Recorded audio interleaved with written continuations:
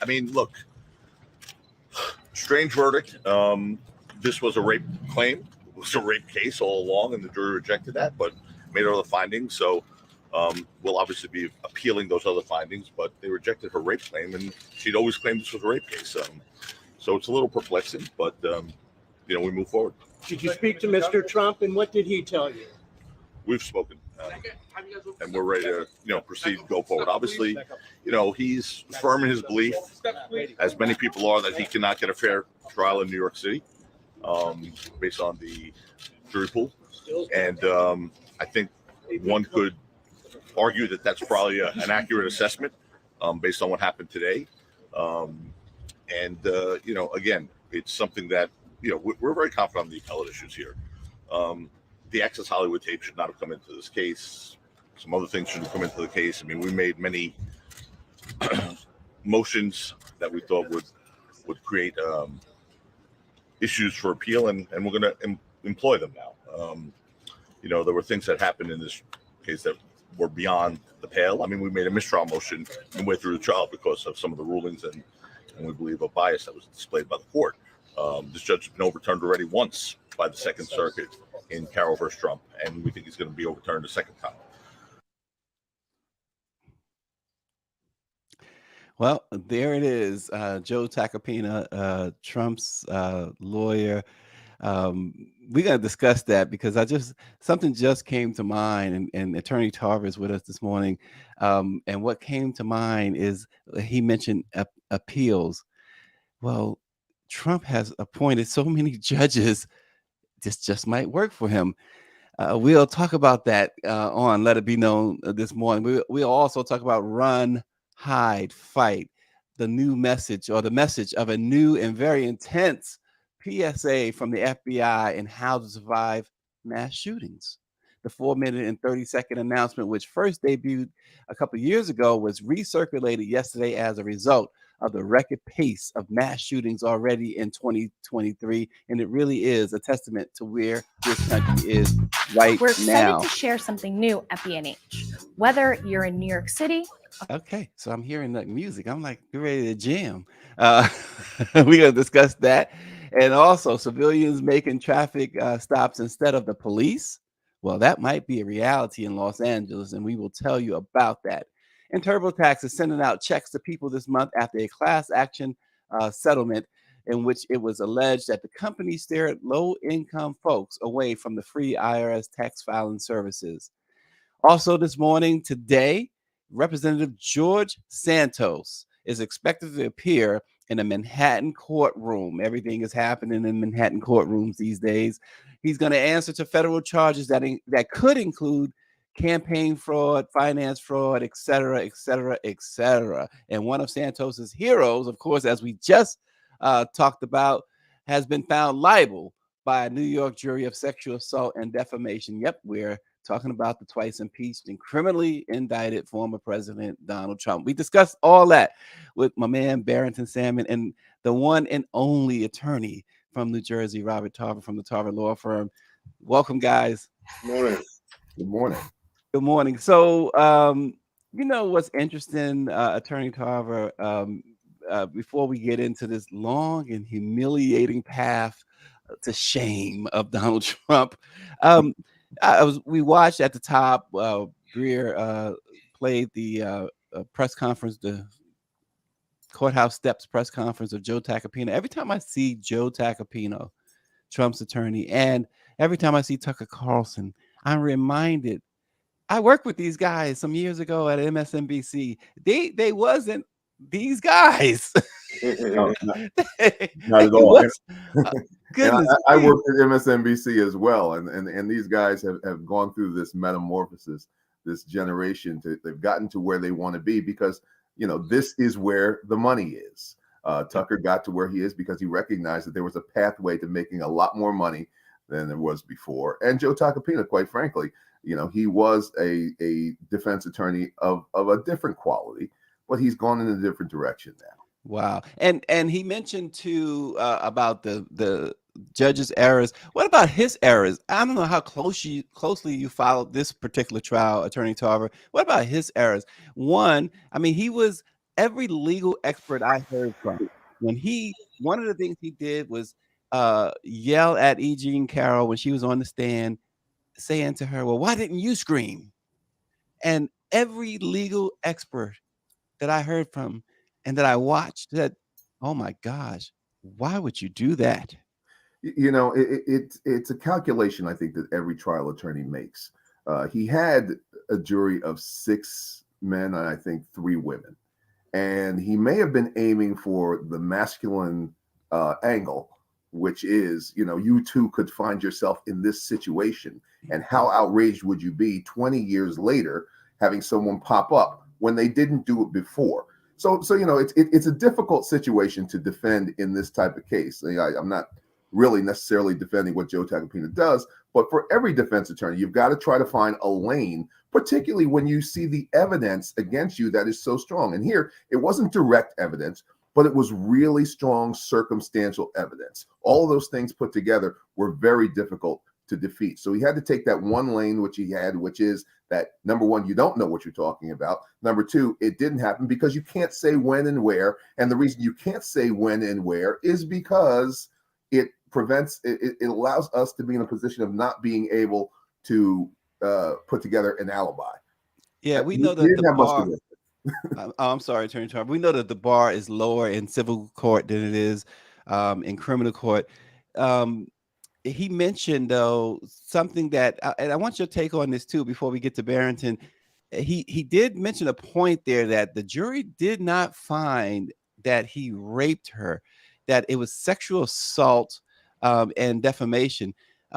First of all, can you explain to our viewers the difference between sexual assault and rape, and how important that might be as they do appeal? Well, the rape charge actually implies a higher degree of sexual involvement. First of all, sexual battery, sexual harassment, sexual assault, which is what they found, can be something as mere as touching in an area that is, you know, buttocks, other, you know, breasts and things of that nature. I think here the jury didn't know how far this thing actually went. In other words, they didn't know exactly how far Trump went. They believed that he had some level of touching, but how intimate was that touching? Was there some form of penetration? And that's the higher degree that's required of a rape charge. Was there some? So I think that was the dichotomy. The other thing is the word rape has so many connotations in our society that they don't even use that word in most areas anymore, because it is so highly offensive and so connected with some form of deviancy. I think that people come to these situations with a preconceived notion of what rape is and are very hesitant to move into those areas without some real evidence of sexual trauma. And Barrington, Angela Connolly writes in that E. Jean Carroll couldn't tell if it was Trump's finger or his genitalia. Yeah. That's why there was no rape charge. Yeah, I mean, yeah. SPS is real, bro. But the thing that what is that? That's okay. I can't say it on like company. SPS.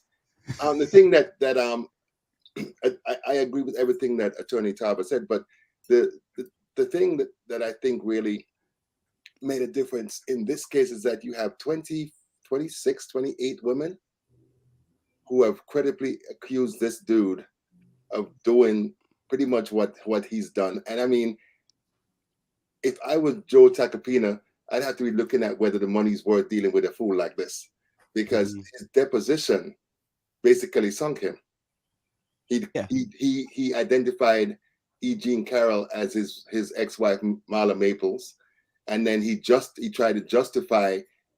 He's an idiot, because when the woman said, "Well, are you a star?" he said, "Well, yes, basically I am." After he said stars can do what they want, they can feel of any woman that they want. I mean, so he didn't help his case by doing that. And it's funny because this is the same dude that said he can shoot someone on Fifth Avenue and nobody would do anything. And then Tacopina's saying that he couldn't get a fair trial in New York. So these guys want to have it both ways.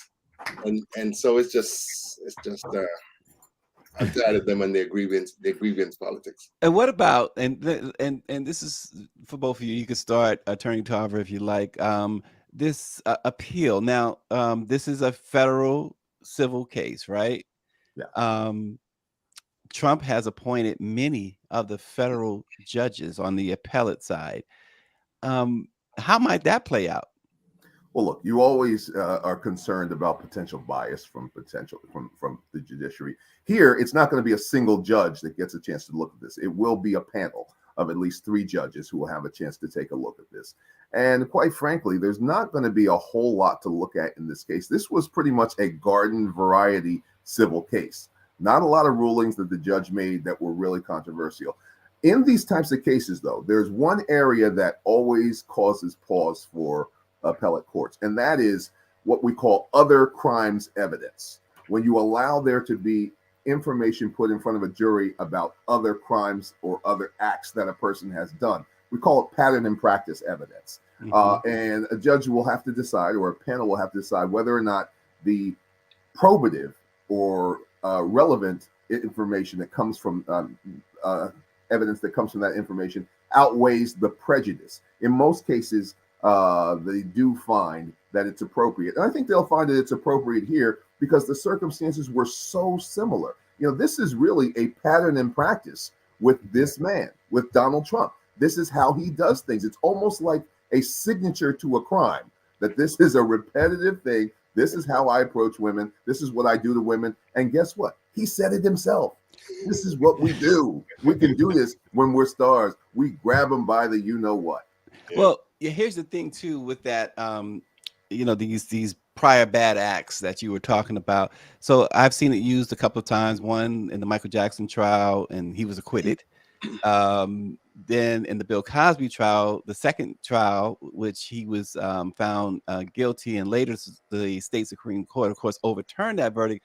But when they discussed that state Supreme Court in Pennsylvania, when they discussed Cosby's case, they had problems with the prior bad act witnesses, but they did not overturn it based on that. They overturned it based on the previous arrangement he had with the district attorney. So it's a mixed bag. What it does do, right, Attorney Tarver, is it can prejudice the jury to say, okay, if he did it then, he must have did it here. Yeah. But it's still a mixed bag as a result, particularly when it comes to celebrities. And that's exactly what it's not meant to do. You can't take that evidence and say, well, he did it here, he must have done it here. It's only to decide whether or not that's what this person's signature is. So the good thing with the plaintiffs here is that they do have more than enough other evidence to reduce the prejudicial effect of that, if there was any at all. I mean, the fact of the matter is, you didn't even really need those other persons to come in based upon what you heard from Donald Trump's own mouth, his behavior, the things that he said, and particularly that whole picture episode with Marla Maples that didn't exist, where he couldn't even identify her and yet said, that's not my type. Well, you know what? You thought that was your wife, so she must have been your type. It's insane. This is almost like something that someone wrote up for a Lifetime movie. And also, real quick, Attorney Tarver, the judge did something unusual in favor of Donald Trump. They presented their final witnesses on last Friday. The case was closed. They were headed toward closing arguments on Monday. But then Trump publicly stated that, I may go to New York and testify. The judge heard that and said, you know what? I'm going to give him until 5 p.m. on Sunday. If he wants to testify, we'll reopen the case. That's unusual, isn't it? No, it's not. And let me tell you why it's not. The one thing that a judge will always do, he or she will always give a defendant the opportunity, the utmost opportunity to defend themselves. And here, where you have someone who has been so publicly virulent against the courts and against the judges, this judge is going to make sure that every angle is covered here. And the other thing is, this judge also knows that if a person does not show up willingly, then you can get what's called an adverse charge. In other words, they can tell the jury that this person had a chance to show up, and by not showing up, you are allowed to take a negative inference that what that person, that the reason they didn't show up is for some untoward, improper, bad, or prejudicial reason. That's a charge that comes out. So before you give that, you want to make sure you give someone every possible opportunity. And here, this judge says, no, you're not going to play that game with me. I'm going to extend this and give you more time. Everybody knew Donald Trump was not coming back to New York to testify. That was not going to happen.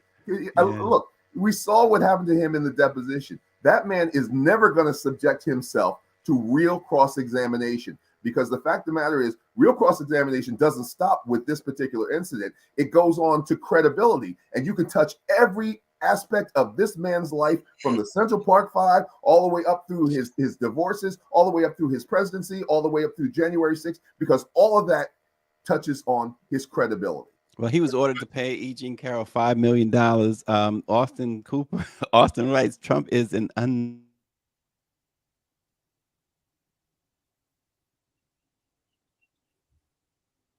I think Stacy froze. Yeah. Stacy. Well. Oh. Well, I guess it's just you and I. But to your point, the dude is a serial liar. Yeah. And it appears that he forgets the things that he's lied about. So it would have been a disaster if he came to court and subjected himself to the type of questioning that we expect that he would have gone. Well, it lets you see why his attorneys in the January 6th investigation, in the Georgia investigation, and even in the New York case, why they are so concerned, because they know that this man cannot take the stand. And if you cannot take the stand, you can't defend yourself rightfully in a lot of cases. Now, he doesn't have to take the stand in a lot of these cases. I mean, the fact of the matter is, if it's a criminal situation, and if those are criminal cases, he has a right to remain silent. But let's face it, the fact of the matter is, juries can, and will take an inference if you don't get up there and say, I didn't do this. Yeah. And so you have to have a powerful enough case on the defense side to be able to really push it forward and do that. And this man can't do it. And he'll get up there and they will just cut him to shreds. Donald Trump is a defense attorney's dream. I mean, I should say a prosecutor's dream, not a defense attorney's dream. The defense attorney's nightmare, a prosecutor's dream. This is the kind of man that you just, you leave law school and you say, if I could just get a guy like this on the stand one day, that would make my entire career. But what is it, just the fact that folks that a lawyer would have extra exposure, I guess, representing him, because most of them say that they don't get their money. So why would you even put yourself through that agony of trying to represent this fool? Well, look, I do have some experience with Joe Tacopina. I know Joe probably got his money up front. Okay. Joe's from New York. He's not gonna be suckered by something like that. But two things about it. Defense attorneys, in a number of ways, enjoy a challenge. This is kind of what we do. We are in a number of ways thought of as hired guns, and much of what we attempt to do is to take these situations that often seem impossible and to come out of it with a favorable verdict. I know a lot of attorneys who would take this case from a defense perspective. Number one, because it's a civil case and not a criminal case. In a criminal case, you've got different circumstances. Here, we're only talking about money. Okay, you can lose money and you could survive and you can be on the street and make more money. Yeah. You lose a criminal case, the fact of the matter is someone loses their liberty. And that's a huge issue. I have, over the years, represented people in death penalty cases all the way down to simple theft. It's different between a criminal case and a civil case. So Joe's no stranger to controversy. He likes these kind of cases. He likes to be in the limelight all the way back. I guess he had Joey Bud Foucault way back when, and he hasn't looked back ever since. Yeah. This is kind of what he does. But if you're just joining us, this is Stacey Brown's show. Let it be known, but he's having some technical difficulty. Oh, here he is. You're back. The power. I just lost power. I wanted to get into just like the ex-president. That's a good one. Uh-huh. Good one. Thank you. So I wanted to I ask about the CNN. I was gonna execute a coup. Yeah, well, hey, I was gonna become the listen, Power 96 that I cut out like the Knicks. That's a low blow. It's a low blow. Welcome back. But listen, so I don't know if you discussed this already in my absence, but the CNN town hall. Listen, how much more does that now really looks bad for CNN? How much worse does it look for CNN? It always looked bad for CNN. CNN, this dude Chris Licht, I don't know how he pronounced his last name. They said since he came in, they claim that he's moving to the center, which is garbage.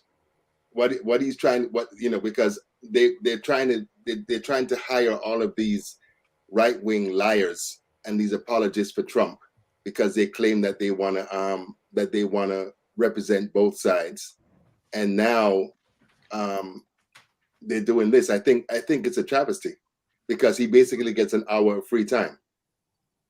Makes no sense. Yeah, the American media is going to have to make some very real decisions about where they're going to go with Donald Trump. Fact of the matter is, the media enabled him for years before the 2016 election, after the 2016 election, not recognizing the danger that he posed. And here we are with a gentleman who faces specious charges across the country in both civil and criminal contexts. You cannot treat him like he is the ordinary candidate, because he's not. And by virtue of just where he stands now, he has effectively disqualified himself from being on a reasonable and rational stage before the American public. CNN has made the choice to put him up there, which is tantamount to propping him up and giving him credibility all over again. So we're going down the same road as we went down in 2016, even after the Access Hollywood tape. Look, as they say, and it's become so cliche now, when someone shows you who they are, believe them. And he showed us who he is: an insurrectionist, a person who has threatened to set aside the Constitution, a racist who comports with anti-Semites and racists.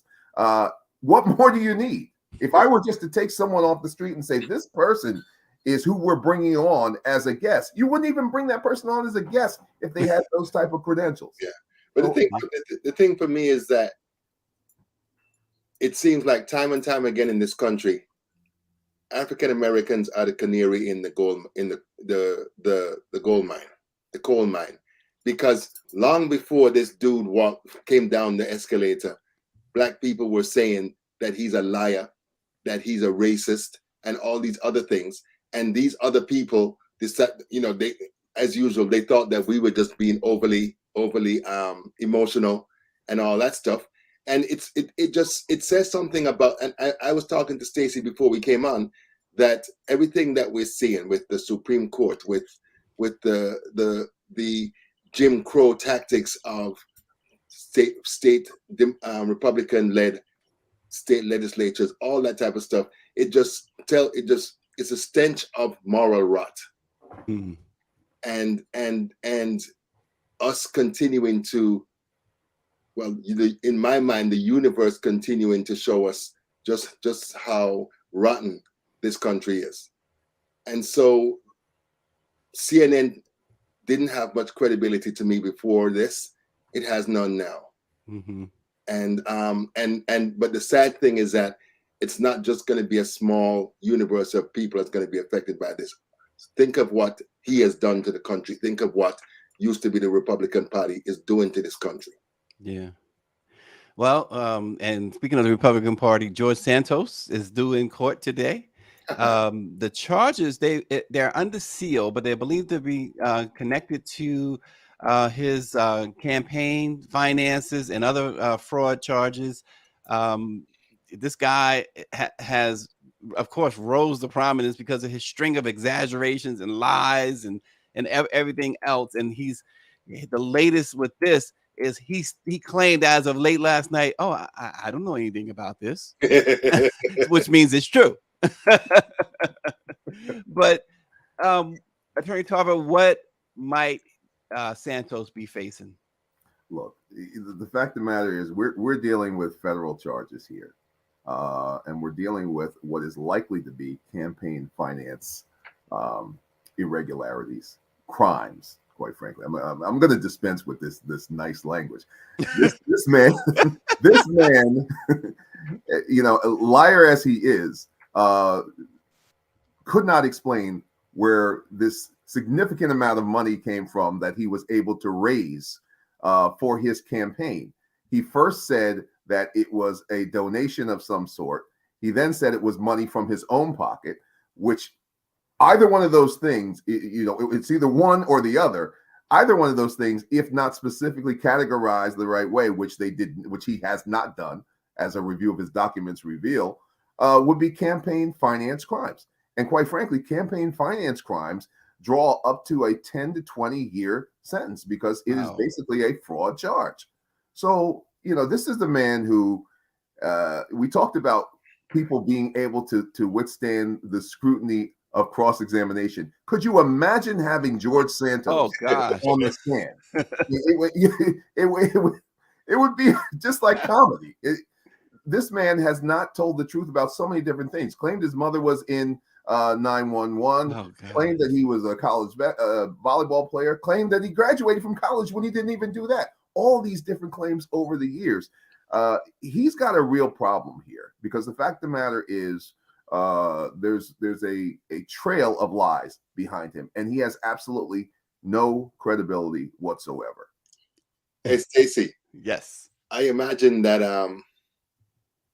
Kevin McCarthy is pretty worried right now with his razor thin majority, and this dude being one of the 4 or 5 that's keeping the House from being deadlocked. So I'm curious to see what he's going to do, how he's going to do it, because I think they're going to do something to try to throw this dude a life raft as best they can. But you know what, Barrington? Everyone talks about the razor thin majority and this and that. Yeah. Historically, over the past year that we've seen, they have not done anything outside of what Kevin McCarthy has asked them to do. Yeah. They are in lockstep. I don't believe there is such a thing as really a razor thin majority. These people are locked in, they're baked in, and they are not going anywhere. Yeah. Let me just come back to one thing with Santos. The fact of the matter is that Santos, like we've discussed with Trump, he's going to be charged today. Even when he's charged, he doesn't have to leave Congress.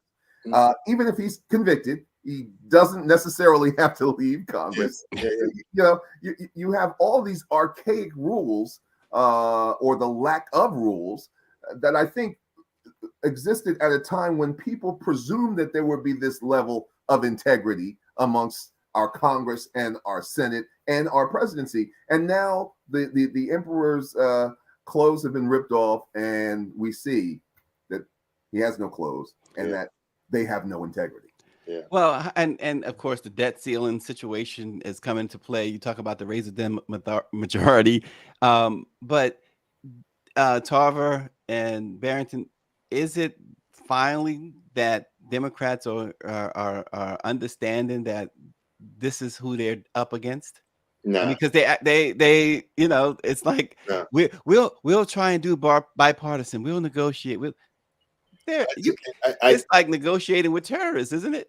Yeah. The thing for me is that I used to politics in Jamaica is like blood sport a lot of times, and when I see how weak, and I say it every time, Stacey, how weak and feckless Democrats generally are, they're dealing with a ruthless mob, basically, that doesn't care about the rules, doesn't care about anything except ensuring that they maintain power. They lie, they cheat, they do everything they can to stay in power. And Democrats are like, can we all get along? But here's the Hobson's choice of the whole thing.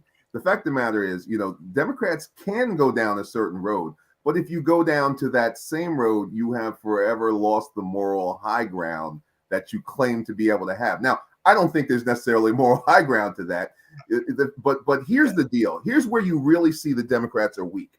There is so much that could be done right now in terms of media saturation with what is happening with the Republican Party. Yeah. I turn on the television. I listen to the radio. I don't hear it.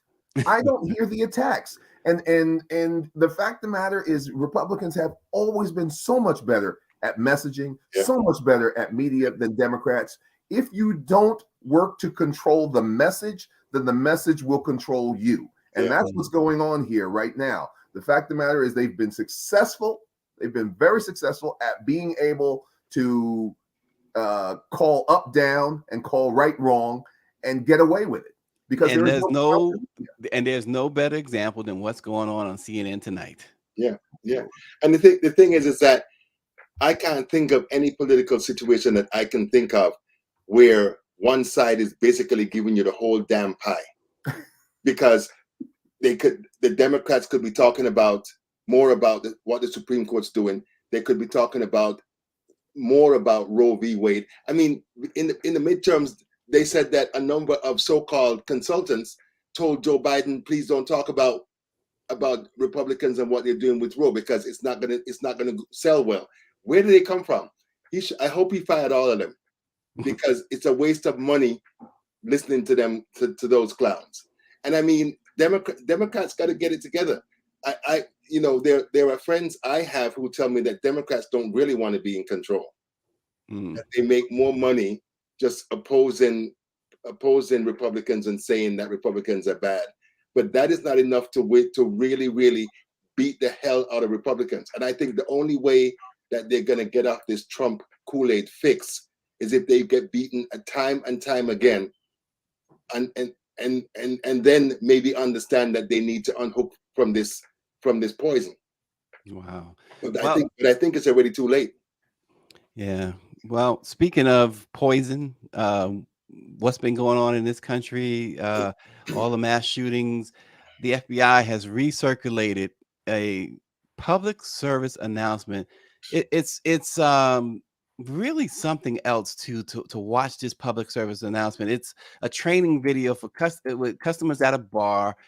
They're caught in an active shooter event, and by employing the run, hide, and fight tactics, as well as knowing the basics of rendering first aid to others, the FBI says you can be prepared, empowered, and able to survive the attack. Let's take a look at this public service announcement.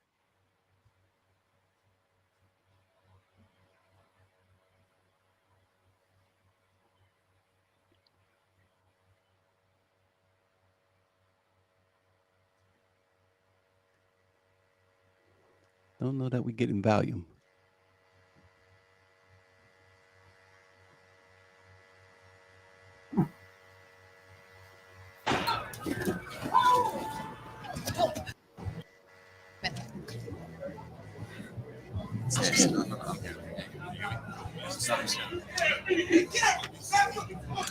Hey, you need to back up. You can't be here anymore. Get out of my face, what, man. You think I'm afraid of you? Get off, man. 911, there's a clip.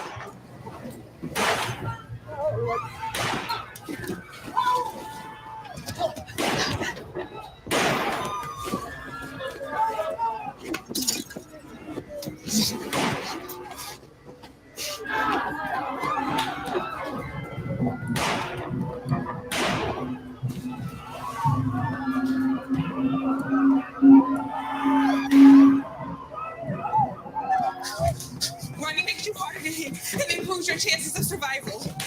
Don't go up here. Police, where is he? By the bar, blue jeans, black shirt. Empty hands up, follow their instructions. I'm in the direct line of fire if I head for either exit, but I have other options to help me survive.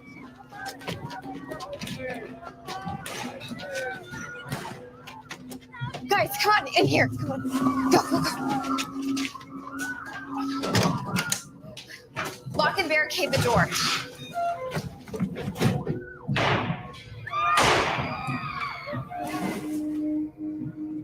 Both my exits are blocked by the shooter. I gotta stay hidden. I'm no victim. I'm ready for this. He's applying direct pressure to the wound to stop the bleeding until we can find a tourniquet. In the meantime, turn off your phones and make a plan to defend yourself.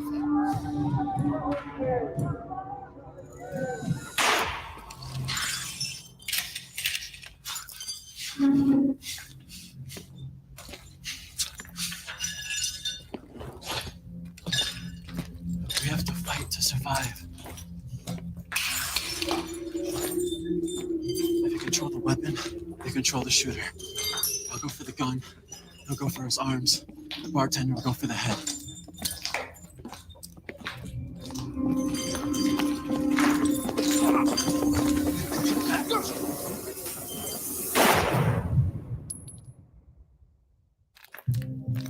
Where is he?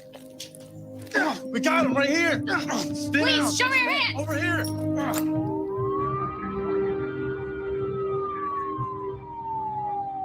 You can survive a mass shooting if you're prepared.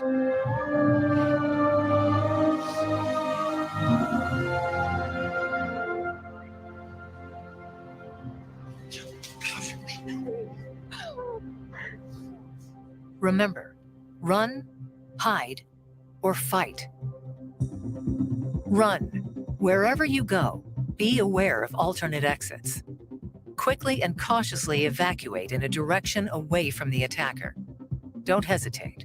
Seconds matter. Remember windows and emergency exits. Leave belongings behind. Keep your empty hands raised and clearly visible when exiting a building. Follow all instructions from the police. Don't stop until you're sure you've reached a safe location. Incredible. That's pretty incredible, isn't it? It's incredible. But it's just one problem, Stacey and Attorney Tarver. Don't say it. That's not an AR-15. Oh, Yeah, okay. right. AR-15. I think we were bracing for you to say something else, but you're right. No. I mean, You're entirely right. You're entirely right. I mean, look, the gentleman in Texas jumped out of his car with the AR-15 and just started shooting people on the street. Yeah. Most of these situations with that type of weapon, you don't have the opportunity to run. Yeah. You can't outrun a bullet that can go 6 football fields in 1 second and can completely take off your entire head or any other part of your body. Yeah. This is where we are. So nobody wants to deal with the weapon. We just want to say the weapon is here no matter what. That's ensconced. There's nothing we can do about the weapon, but you got to do something to try to make your way around this dangerous piece of artillery. That's almost like blaming the victim.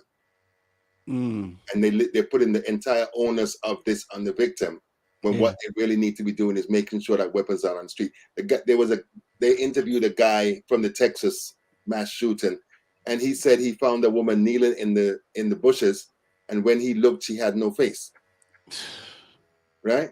Yeah, it's horrendous. But as horrendous as this video is, I have said, and I'll continuously say that Americans are disconnected from the violence. It happens too often, and we don't see the results. Yeah. Until we start seeing that image that he talked about of no face. Yeah. And I'm sorry, we're at the point now where it's time to start being real with these things. Yeah. People need to see that when you shoot that gun at a person at that velocity, there is no face. When you shoot it at children, they are unrecognizable. Yeah. People need to see those images in order to be able to understand how real it is. Yeah. And Power 96 says that how about limiting, as you said, Attorney Tarver, access to guns and voting for people that are not like Greg Abbott, aka George Wallace, the segregationist. But we get all of these. You got the PSA now. You got all this talk, and every day almost it seems there's a mass shooting, and it's always thoughts and prayers. Well, because that's really what this PSA is, right? Yeah. But you know, we're in a political situation where the Republican Party is a wholly owned subsidiary of the gun lobby, NRA and the gun lobby, and they are pretty much like the Supreme Court. No matter what criticism, no matter what anger, no matter what outreach people have, they don't care. They're following their agenda. And the only option that I see for us is to vote them out. But they've made that harder because of gerrymandering and redistricting, because no matter what happens to Greg Abbott, unless you have the vast majority of Texas voting against him, he's going to win because of the way that they've drawn the districts and the extreme gerrymandering that they've done. So again, this shows the breakdown of the institutions that supposed to act in a particular way, but all it's really doing is ensuring that these people stay in control, that they stay in power. Well, in addition to that too, and I'm not sure. I think Texas might be one. It's a couple of states now have. Florida, of course, is under complete control of DeSantis. He has a supermajority there, but a couple of states have now are in the process of giving their governor complete control of elections, meaning that he can overturn an election if there is supposed controversy over the outcome. I only know about Texas. I don't know. I haven't heard about. I think Arizona. I want to. Is it is I know they're Texas? contemplating. They're certainly Yeah, contemplating in Arizona. yeah. So that they've actually done it. You know, that this again, what we're witnessing here is the complete takeover and the creation of an apartheid type state. Yep. I've said it from the very beginning that white Americans will never allow themselves to lose power in America, and they will set up the systems of apartheid, just as we saw in South Africa and other nations, that allow them to maintain power while being a minority. And they're trying to address the minority situation by taking away abortion so that they don't become the minority. But the question, Attorney Tower, is what do we do? Because people still walking around wringing their hands, acting like they don't know what to do. Yeah, look, there are only a few things that we can do. Look, first of all, we need to effectively mobilize and use the courts. Why are we not bringing more lawsuits like the kind we see in some of these states, North Carolina and others, challenging the book banning?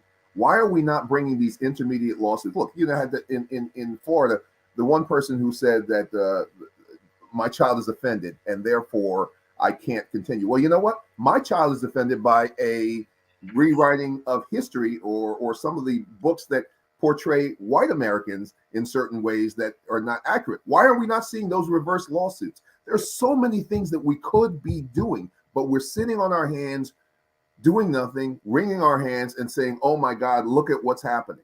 It's time for people like the lawyers, the NBA, the people who should be leading these charges, the NAACP Legal Defense Fund, and they do a good job, but we got to do more to be able to handle this.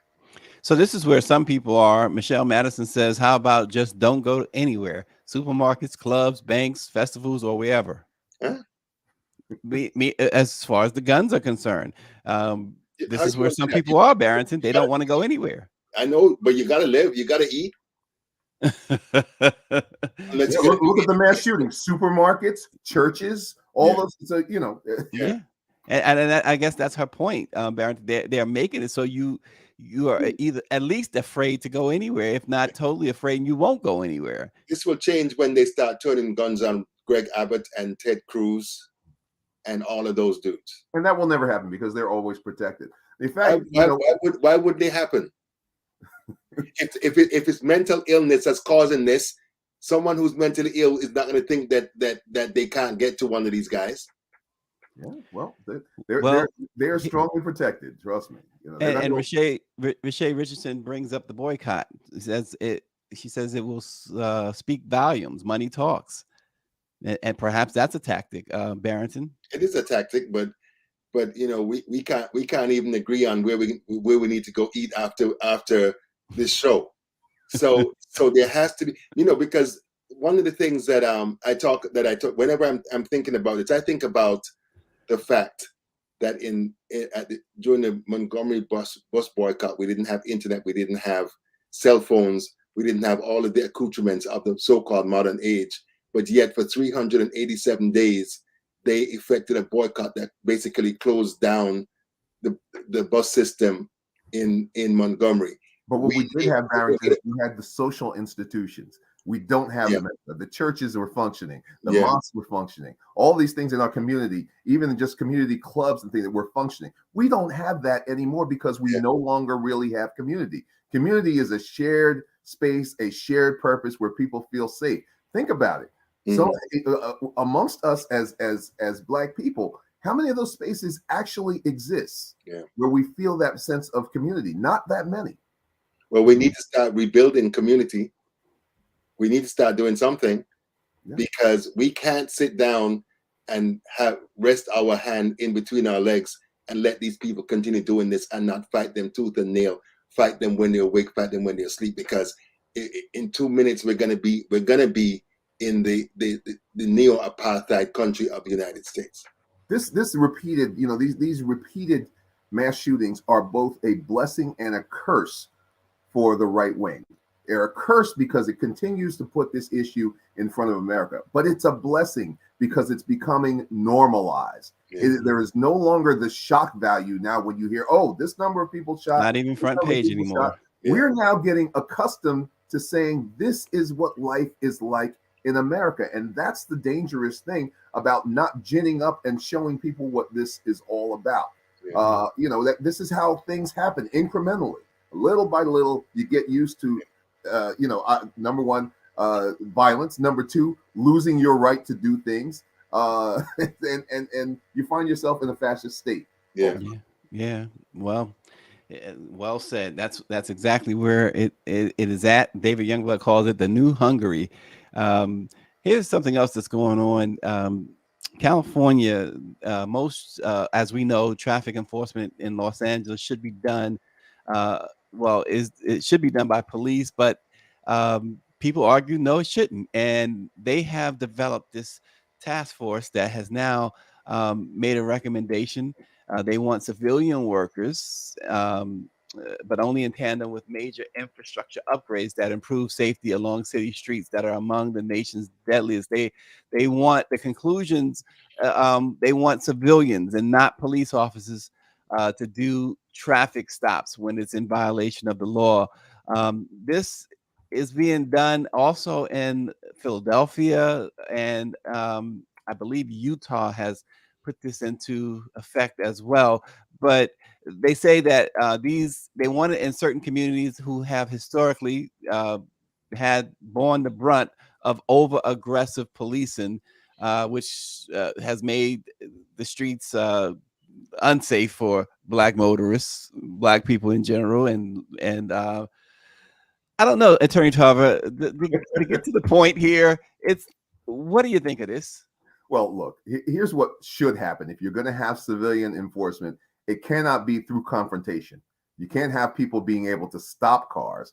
Can you imagine that? Now, instead of a uniformed police officer, we're just going to have somebody just walk up to your car and say, look, hold on, let me see your license and registration. That's just talking about gun violence. The real enforcement here, if it is going to work, can only work through photographic technology, where a person who has a cell phone can record an infraction and turn that over. And it has to be done by third party, because otherwise you can have retribution of the person who's actually taking the enforcement action. It's a stupid idea. The fact of the matter is no, because if you have followed the folks who have explained, who have fleshed out what defund the police means, they have talked about using social workers, psychiatrists, and other people to deal with folks who have mental health issues that the police may, usually end up killing. How do I differentiate between a person who has lawful authority and some person who's just trying to jack me? But that's where the problem goes. But you're making it, in my as I listen to you, it's sounding as if you're thinking it's just some dude who's in jeans and a t-shirt. No, these are sworn officers, but they don't carry weapons. Understood, but they're also not uniformed, as I understand. No, they're uniformed. Oh, okay. Well, then they're uniformed. Well, here's the thing too. It's fresh in our minds. It should be what happened just a week and a half ago in New York on the train. The Marine choked to death this young Black man, homeless man, and do you want that? The civilians taking it. So the model they're trained, Stacey. They're not just going to let civilians loose on the street. Everything that I've read and the research I've done, it's not willy-nilly. Right. It's people who are employed by police departments, who are uniformed. They don't carry a gun. Yeah, Philadelphia, they modeled theirs, by the way, after New Zealand, where they have unarmed public safety officers, quote unquote officers, who work for the city's transportation system. They are charged with certain traffic stops. But it's still legally, Attorney Tarver, it can present some problems, right? Well, you can vest any group of people with the ability to handle certain things, as long as you're not talking about criminal enforcement. You can clearly vest them with the ability to do that. The problem, though, is so many of these confrontations between civilians and police turn deadly. And if you're saying you're putting those people in those situations without weaponry, without the ability to defend themselves, that could be a problem. Look, let me kind of give you an example. You have someone who has a warrant for a very serious crime, and they get stopped when dealing with traffic enforcement. They are not going to want to have themselves written, and they could do serious harm to someone who is trying to perform that function. So I just think this is something that is, particularly where we are in society now, is something that is best vested with people who can defend themselves and others in those situations. And that's, I guess, what Dr. Nicole brings up. How is that safe for the civilian if they are not armed? We just talked about all the gun violence, right? Yeah, but if we revert to the status quo, that means that we are going to be the ones who are dying, as has been the case. So how do we deal with that? We got to find some other way to do this, because too many of our people are dying. Yeah.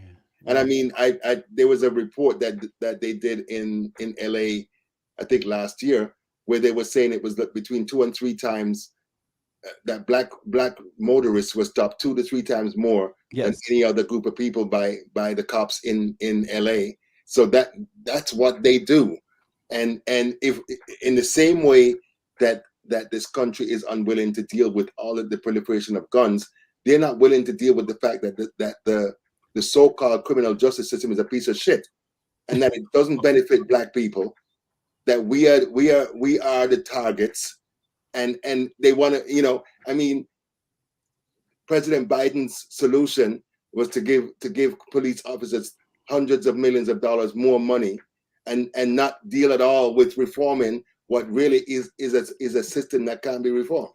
No, we are the targets in most of those cases, but we're also significantly the victims also of community violence and other violence. And I understand what you're saying with that, but the fact of the matter is that, we can't abdicate the responsibility of police officers and law enforcement officers from doing the right job and saying, okay, we're just going to take you out. We've got to hold them accountable. And the fact of the matter is, you're putting these people in a very, very precarious position.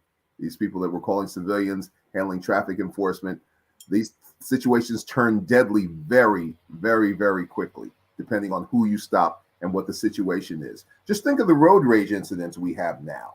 You're talking about almost exactly the same situation, except you're dealing with civilians who don't have necessarily either the law enforcement, physical, or weaponry training to be able to deal with an irate citizen that gets stopped. Well, even thinking of along those lines, Attorney Tarver, thinking of the so-called meter maids, we've seen violence toward them. They're just doing their jobs, issuing a ticket for an expired meter. And so it's a lot of variances here, Barrington, right? Yeah, I mean, I think COVID stripped America bare. A lot of the weaknesses, a lot of the structural problems with healthcare, with a bunch of different things. And I mean, being forced to stay indoors for close to 18 months, it's like people have lost their minds. Well, and doesn't that speak to a larger issue, the mental health again? It's Mental Health Awareness Month. Yeah, it does. And I mean, if you think about it, one of the things that I always hear people in our community saying is that we don't talk publicly about mental health. I don't know if that's changed as much, but it's almost as if America has put a cover over the proverbial mirror. It doesn't want to dig deeply, go deeply into mental health. It doesn't want to look at the issues that are causing us to lose our minds. It doesn't want to deal with reforming, changing, reimagining public safety. It doesn't care about. I mean, look at the homeless situation. Ronald Reagan basically opened mental health institutions in the 1980s, and America's never recovered because all it ended up doing was putting a bunch of people on the street. Well, you go to downtown LA, there are tents and everything. Yeah, that was Karen Bass's biggest issue. She said last year when she took over as mayor, she said her number one issue has to be the homeless. Yeah, and I mean, even in DC, they've taken over green spaces. Mm-hmm. They've taken over green spaces, and it's always this Band-Aid approach to these very complicated, complex issues, and we have politicians who say all the right things and then they don't do anything. Well, a lot of it requires money, and the fact of the matter is that nobody wants to really dedicate that money where it belongs. Mental health is an incredibly serious problem. Yes. But if you look and try to find out where the real facilities are for people to get help in most of these cities and even in the suburban and rural areas, you will not find them. Yeah. You'll find a clinic here and a clinic there. People will go to the hospital with some of these problems, but the hospitals are not capable of handling these issues. So you've got this real big gap. And in a number of ways, that's why we also face this whole issue, to bring it full circle, of police imposing brutality in these situations, because what is really not a criminal situation is a mental health situation that the police decide not to deal with non-lethal force. Yeah. So as you said, Barrington, you're getting a whole circle of people not willing to deal with those issues. Yeah. Police not willing to deal with non-lethal force when they should. Our mental health systems not filling the gap to take care of people who have these issues. Yeah. And so we're just in a cycle, and it's hard to see where this cycle ends. But you know what, because Stacey and I, he always jokes with me because I'm always connecting the dots. If you think about the Republican mantra about cutting taxes, if they weren't cutting taxes for these billionaires, there'd be trillions of dollars that could be directed to strengthening and bolstering hospitals, mental health institutions, and a whole range of issues. Homes, there are not enough homes. There's a housing stock shortage. So people are living on the street. The capitalism allows landlords to charge whatever rent they want. Wages aren't going up. Yeah. And each of the last 4 Republican presidents, as initial acts going into office, have proposed tax cuts on the wealthy. Yeah. Each of them. Yeah. While not proposing anything on the other side. And that's the standstill now with this debt ceiling thing. I'm glad you brought that up, but we're gonna have to cut it there and pick that conversation up as we run out of time. You guys, great conversation, great insight. Of course, no better legal insight than from Attorney Tarver. You gotta look him up, Robert Tarver Law Firm, New Jersey. Check him out, and of course, Barrington is always Barrington. Thanks so much, everybody, and we will see you tomorrow. We got a special guest tomorrow. We're going to talk about Black fathers, so join us on a really interesting conversation, and we'll see you then.